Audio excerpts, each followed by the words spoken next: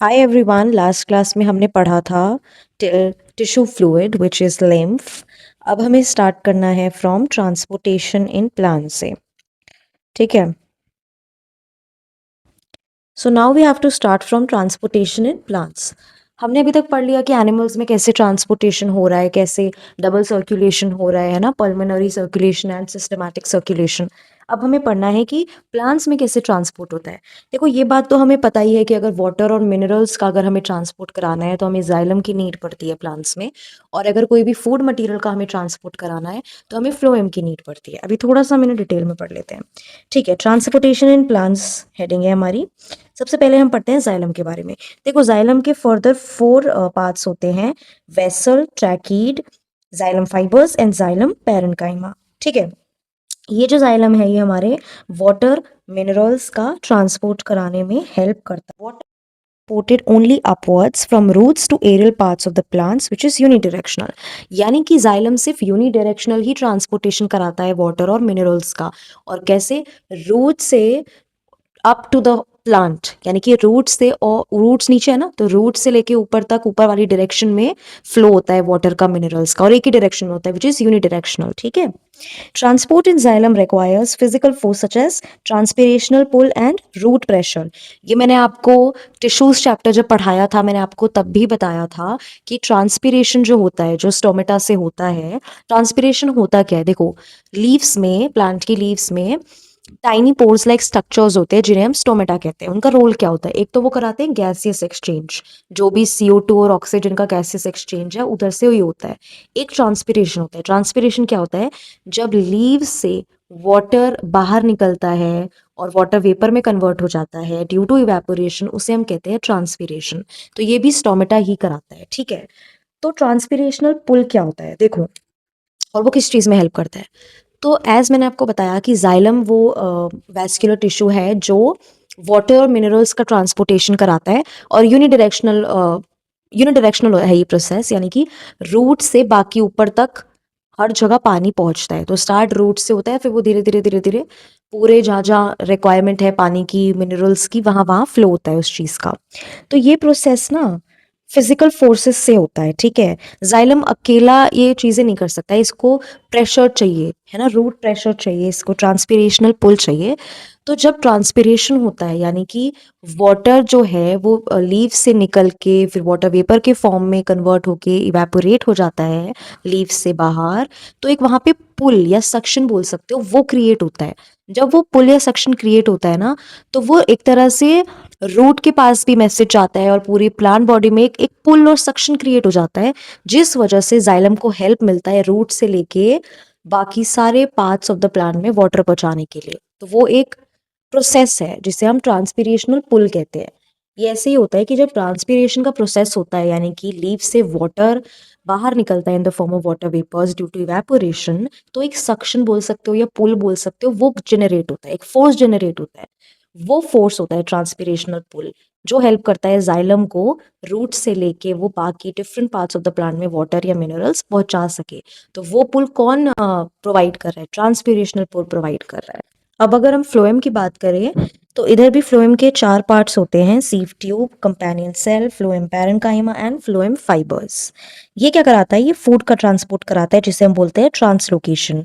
जो फूड है वो बोथ डायरेक्शन में यहाँ पे ट्रांसपोर्ट होता है, यानी कि अपवर्ड और डाउनवर्ड डायरेक्शन में। यानी कि फ्लोएम का जो डायरेक्शन है वो बाई डायरेक्शनल है। जाइलम एक ही डायरेक्शन में वाटर और मिनरल्स का ट्रांसपोर्ट करा रहा था रूट से बाकी पार्ट्स तक, तो वो यूनिडायरेक्शनल था।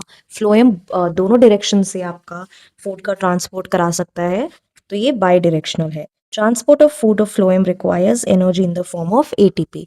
तो फ्लोएम में कोई भी आपको ट्रांसपिरेशनल पुल वगैरह नहीं चाहिए होता, यहाँ पे बस आपको एटीपी यानी कि एनर्जी चाहिए होती है ताकि फूड का ट्रांसफर हो सके। ठीक है, अब हम आ जाते हैं फंक्शंस ऑफ ट्रांसपिरेशन पे। ट्रांसपिरेशन है वो अब्जॉर्प्शन और अपवर्ड मूवमेंट ऑफ वाटर और मिनरल्स का करने में हेल्प करता है। ठीक है, लीव्स रूट से लेके different parts of the plant तक पानी और मिनरल्स पहुंचा कौन रहा है? जाइलम। लेकिन उनकी मदद कौन कर रहा होता है? ट्रांसपिरेशनल पुल मदद कर रहा होता है, यानी कि ट्रांसपिरेशन प्रोसेस हेल्प कर रहा होता है।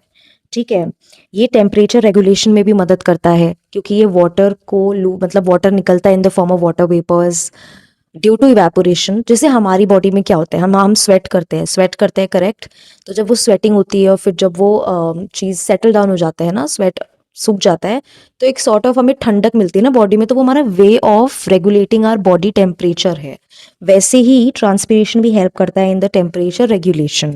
It also helps in get rid of excess water. ये तो आपको पता ही, अगर प्लांट में बहुत कुछ एक्सेस वाटर है तो ट्रांसपीरेशन के थ्रू वो लूज हो जाता है, यानी कि बाहर चला जाता है। तो ट्रांसपीरेशन के क्या क्या वो हैं बेनिफिट्स, ये आपके एक्सेस वाटर को बाहर निकालने में मदद करता है, ये टेम्परेचर रेगुलेशन करता है, और ये हेल्प करता है जाइलम को to fulfil and to transport water and minerals. Okay, now next we have, अच्छा ये बोल रहा है कि जब स्टोमेटा क्लोज्ड है तो कितना ट्रांसपीरेशन होता है, ओपन है तो कितना होता है। देखो, अगर स्टोमेटा क्लोज है, ठीक है, तो ट्रांसपीरेशन जाहिर सी बात है कम ही हो रहा होगा, है ना। स्टोमेटा अगर क्लोज्ड है तो लेस ट्रांसपीरेशन हो रहा होगा, है ना, यानी कि जो ट्रांसपीरेशनल पुल है वो भी लेस होगा। अगर स्टोमेटा ओपन है तो ट्रांसपीरेशन ज़्यादा हो रहा होगा, तो यानी कि ट्रांसपीरेशनल पुल भी ज़्यादा होगा। ट्रांसपीरेशन और ट्रांसपीरेशनल पुल एक ही बात है। जब भी ट्रांसपीरेशन होता है तो वो एक पुल जनरेट करता है, वो एक सक्शन जनरेट करता है, एक प्रेशर जनरेट करता है जो रूट्स तक जाता है, और फिर वो जाइलम को हेल्प करता है कि रूट से लेके बाकी पार्ट्स ऑफ द प्लांट में वो पानी और मिनरल्स पहुंचा सके। अगर स्टोमेटा क्लोज्ड है तो ट्रांसपीरेशन ऑफ कोर्स कम होगा, यानी कि जो ट्रांसपीरेशनल पुल है वो भी कम होगा। लेकिन अगर स्टोमेटा ओपन है, stomata if it is open, तो ट्रांसपीरेशन भी ज़्यादा होगा और ट्रांसपीरेशनल पुल जो है वो भी ज़्यादा होगा। ठीक है, अब जो रूट प्रेशर है वो इसके ऑपोजिट होता है। जैसे अगर ट्रांसपीरेशन कम हो रहा है, यानी कि ट्रांसपीरेशनल पुल कम है, तो जो रूट प्रेशर है वो ज़्यादा होगा। जाहिर सी बात है ना। देखो क्या होता है कि हमारा जो ट्रांसपीरेशन है वो कम हो रहा है ना, ट्रांसपीरेशनल पुल भी कम है, लेकिन रूट्स तो अपना काम कर रही है ना, वो कॉन्टिन्यूसली सॉइल से मिनरल्स और वाटर एब्जॉर्ब कर रही हैं, तो वहाँ तो प्रेशर जनरेट हो रहा है ना, वहाँ तो चीज़ें जो हैं वो रूट से लेके जाइलम के पास जा रही हैं ऑस्मोसिस के थ्रू, तो वहाँ एक रूट प्रेशर क्रिएट होता है ना, रूट प्रेशर जनरेट होता है।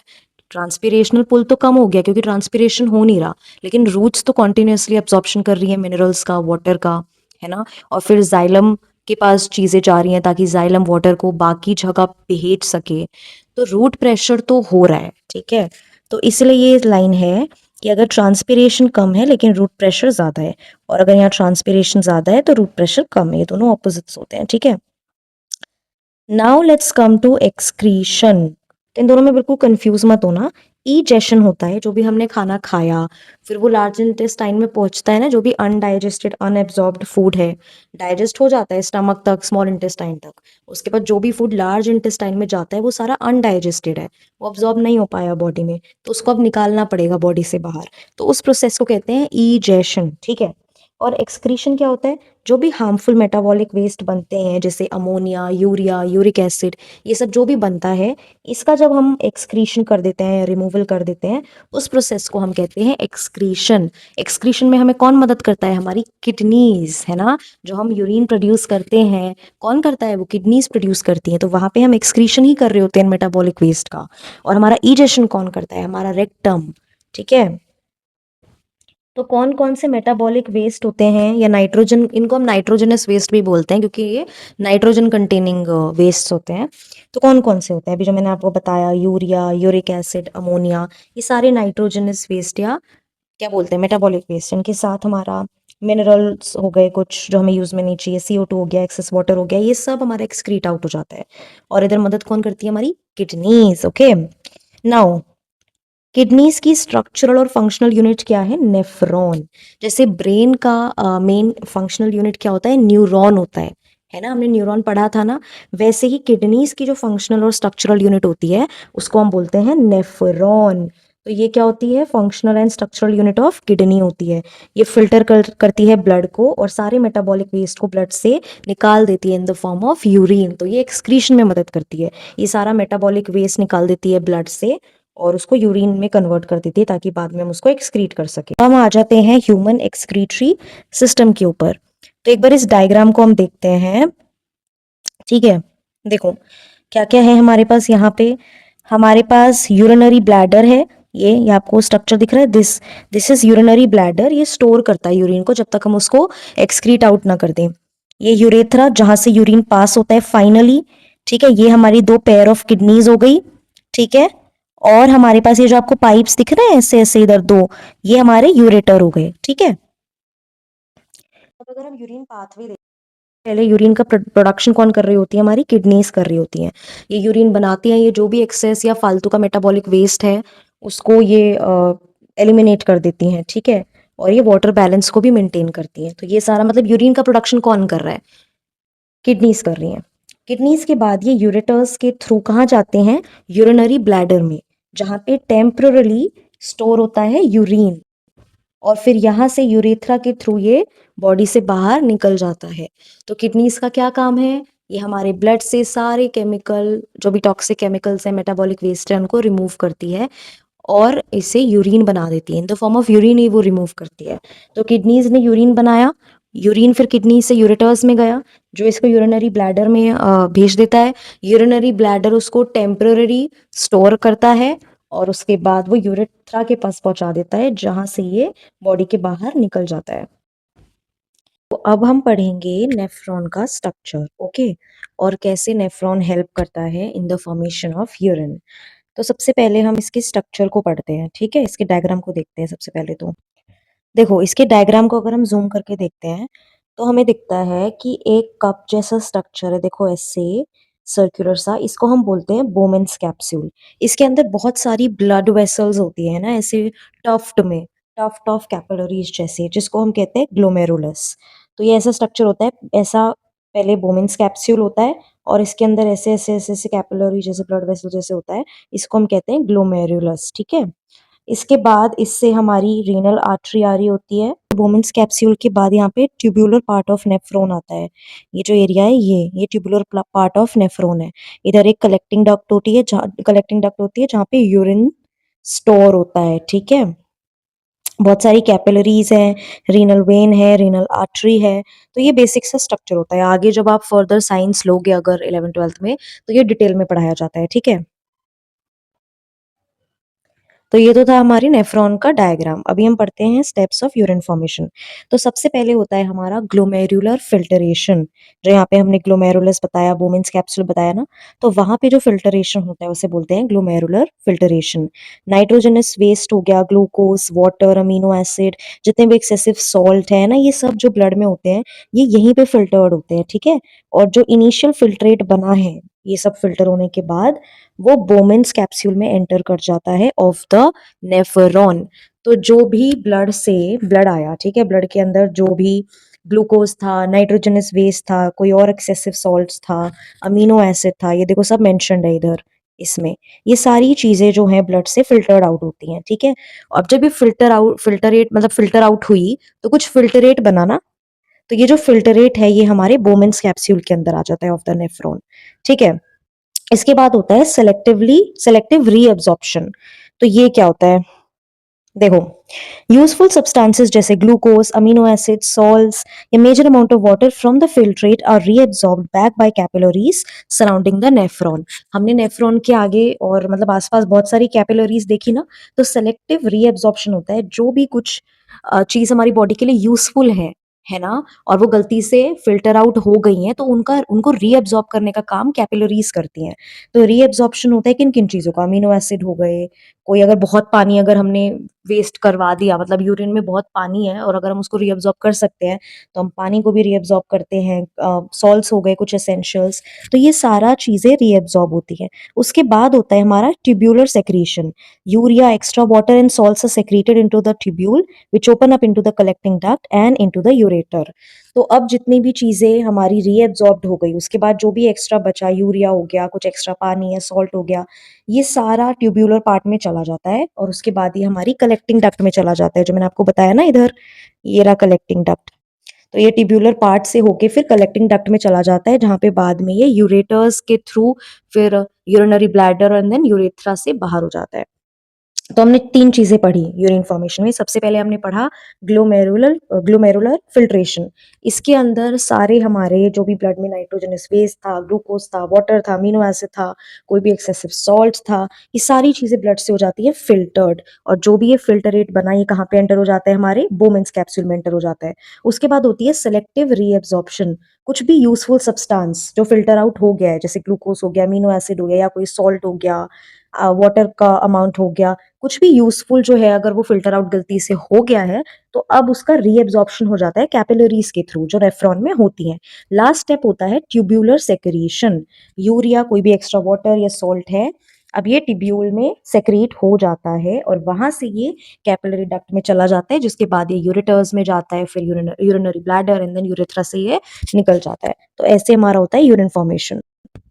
अच्छा, यहाँ पे एक और पॉइंट है, देखो, इन सेलेक्टिव रीअब्जॉर्प्शन जो हमने सेकंड स्टेप पढ़ा था, sodium, amino acids and glucose are reabsorbed from the filtrate back into the blood. हाँ, ये चीज मैं आपको बता चुकी हूँ कि सेलेक्टिव रीअब्जॉर्प्शन का मतलब यही होता है कि हमारा जो फिल्टरेट आया उसमें कुछ भी ऐसी चीज थी जो हमारे लिए यूजफुल थी और हम नहीं चाहते वो यूरिन के थ्रू बॉडी से बाहर चली जाए, तो हम उसका रीअब्जॉर्प्शन करा लेते हैं वापस ब्लड के अंदर, वापस उसको उस फिल्टरेट से ब्लड के अंदर पहुंचा देते हैं, तो उसका हम रीअब्जॉर्प्शन कर लेते हैं। ठीक है,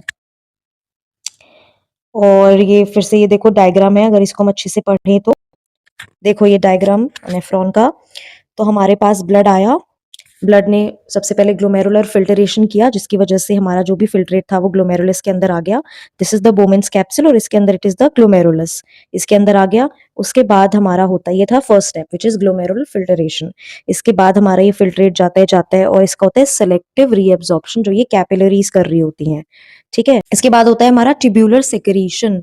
जो भी नाइट्रोजनस वेस्ट है, जो भी एक्स्ट्रा चीजें जो हमें नहीं चाहिए, वो सारी चली जाती है इन दिस स्टेप, और इसके बाद ये यूरिन जो है वो कलेक्टिंग डक्ट में चला जाता है। This is the collecting duct, और इसके बाद ये यूरेटर, यूरिनरी ब्लैडर और यूरेथ्रा से बाहर निकल आता है।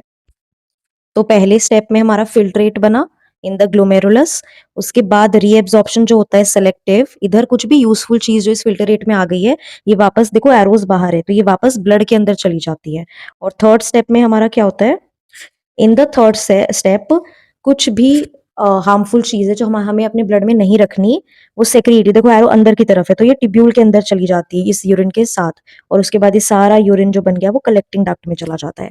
तो सबसे पहले स्टेप में ग्लोमेरुलर फिल्टरेशन होता है, जो भी ब्लड में जितनी भी चीजें होती हैं वो फिल्टर आउट होकर ग्लोमेरुलस में चली जाती हैं। सेकेंड स्टेप में सेलेक्टिव रीअब्जॉर्प्शन होता है, जो भी फिल्ट्रेट बचा अगर उसमें से हमें कुछ भी यूजफुल चीजें चाहिए, तो हम उसको क्या करते हैं, अपने ब्लड में वापस ले लेते हैं। देखो एरोज यहाँ पे बाहर की तरफ है ना, तो इसको हम वापस उस फिल्ट्रेट से निकाल लेते हैं ब्लड की तरफ। और थर्ड स्टेप में हमारा होता है कि कुछ भी ऐसी ब्लड में चीज है जो अब हमें नहीं चाहिए, तो हम उसको सेक्रीट कर देते हैं इनटू दिस टिब्यूल। ये एरो देखो अंदर की तरफ है, अंदर की तरफ दिख रही है ना, टिब्यूल के अंदर की तरफ जा रही है ना, मतलब जो भी चीजें हमें, जैसे नाइट्रोजनस वेस्ट हो गया या फिर कुछ और ग्लूकोज का अमाउंट हो गया, जो भी है हमें जो नहीं चाहिए, वो वापस टिब्यूल के अंदर चला जाता है और फिर वो यूरिन बन जाता है, जो आप बाद में कलेक्टिंग डक्ट में जाके यूरेटर्स, यूरिनरी ब्लैडर और यूरेथ्रा के थ्रू बाहर निकल आता है। Last in this is excretion in plants. Plants में कैसे एक्सक्रीशन होता है, oxygen and carbon dioxide is diffused through stomata. तो मैं आपको बता चुकी हूँ कि स्टोमेटा के थ्रू डिफ्यूजन हो जाता है ऑक्सीजन और कार्बन डाइऑक्साइड का। कुछ भी अगर एक्सेस वाटर है तो वो ट्रांसपिरेशन से रिमूव हो जाता है। ओल्ड लीव्स और bark का शेडिंग हो जाता है। ओल्ड लीव्स हमेशा है ना, मतलब ओल्ड लीव्स क्या करती है, जब मतलब अपने आप ही शेड हो जाती हैं ओल्ड लीव्स, ठीक है, bark हो गई वो भी अपने आप शेड हो जाती है। Many plant waste products are stored in cellular vacuoles. Plants में वैक्यूल्स होते हैं जो स्टोरेज का काम करते हैं, तो कुछ भी ऐसा प्लांट वेस्ट है जो उसे भी नहीं चाहिए या चाहिए ही नहीं, अभी क्या चाहिए ही नहीं, तो वो स्टोर हो जाता है सेल्यूलर वैक्यूल के अंदर। अदर वेस्ट प्रोडक्ट जैसे लेटेक्स, रेजिन्स, गम्स, ये ओल्ड जाइलम सेल्स में स्टोर हो जाते हैं। Plants also secrete some waste into the soil around them. तो इन शॉर्ट क्या होता है, गैसियस जो है एक्सचेंज और डिफ्यूजन वो स्टोमेटा के थ्रू हो जाता है। एक्सेस कुछ वाटर है तो वो ट्रांसपिरेशन से रिमूव हो जाता है। ओल्ड लीव्स या bark का शेडिंग हो जाता है, अपने आप ही वो शेड हो जाती हैं। बाकी कुछ बहुत सारे वेस्ट ऐसे होते हैं जो प्लांट्स अपने सेलुलर वैक्यूल में स्टोर कर लेता है ना। कुछ ये वेस्ट अपने सॉइल के अंदर सेक्रीट आउट कर देता है, और कुछ वेस्ट प्रोडक्ट्स जो ये बनाता है, जैसे लेटेक्स हो गया, रेजिन्स हो गया या गम्स हो गई, जो ह्यूमंस के लिए यूजफुल है लेकिन प्लांट्स के लिए क्या है, वेस्ट ही है, तो वो ओल्ड जाइलम सेल्स में स्टोर कर लेता है वो। थैंक यू सो मच, ये चैप्टर खत्म हो गया। आई होप आपको ये पूरा चैप्टर समझ आया होगा। इसके बाद भी अगर आपको कुछ डाउट है तो आप कमेंट सेक्शन में अपना डाउट लिख सकते हैं। Thank you so much, see you all again.